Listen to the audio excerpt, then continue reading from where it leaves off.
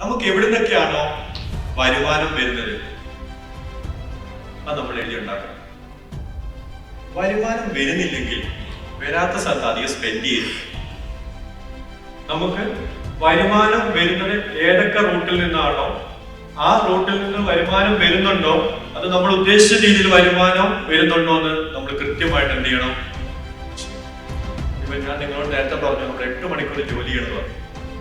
നിങ്ങള് ഒരു 4-5 പേര് കൂടിയിട്ട് ഒരു പകല് നിങ്ങളുടെ ഒഫീഷ്യൽ ടൈമില് നിങ്ങൾ പോയി ഒരു ബിസിനസ് ചർച്ച നടത്തുകയാണ്.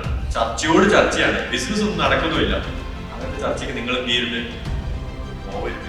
കാരണം നിങ്ങൾക്ക് ചെലവ് ഓടിക്കൊണ്ടിരിക്കുന്നുണ്ട്. ഇപ്പോഴും ഒരു ബിസിനസ്സുകാരൻ ചെയ്യേണ്ട ഒരു കാര്യം നമ്മൾ ഒരേ ലെവലിൽ പോയത്. ഒരേ ലെവലിൽ പോയാൽ താന്നു പോകും. നമ്മൾ എന്ത് ചെയ്യണം, ഒരു സ്റ്റെപ്പെങ്കിലും മുന്നോട്ട് വെക്കാൻ നമ്മൾ ഇവിടെ ഇരുന്ന് ചിന്തിക്കേണ്ടത്. നിങ്ങൾ ഭക്ഷണം കഴിക്കാൻ പോകുന്ന സമയത്തോ അല്ലെങ്കിൽ നിങ്ങൾ ചായ കുടിക്കാൻ പോകുന്ന സമയത്തോ നിങ്ങൾ ചിന്തിക്കേണ്ടത് ഒരു നല്ല വ്യക്തിയായിട്ട് ഒരു നല്ല ബന്ധം ഉണ്ടാക്കാൻ പറ്റുമോ, ആ വ്യക്തിയുടെ ബിസിനസ് ഓപ്പർച്യൂണിറ്റി ഒരു ഓപ്പർച്യൂണിറ്റി കൂടെ കൊണ്ടുവരാൻ പറ്റുമോ, അയാൾ ചെയ്യുന്ന ബിസിനസ് എന്റെ ബിസിനസ്സിനെ കൂടെ സപ്പോർട്ട് ചെയ്യാൻ പറ്റുമോ, എന്താ പറയാ 1 to 1 എന്നൊക്കെ പറയില്ലേ, ചെയ്യാൻ പറ്റണം. അങ്ങനെ പറ്റുമ്പോ നമുക്ക് എന്ത് ചെയ്യാൻ പറ്റും, ഒരു സ്റ്റെപ്പ് കൂടെ.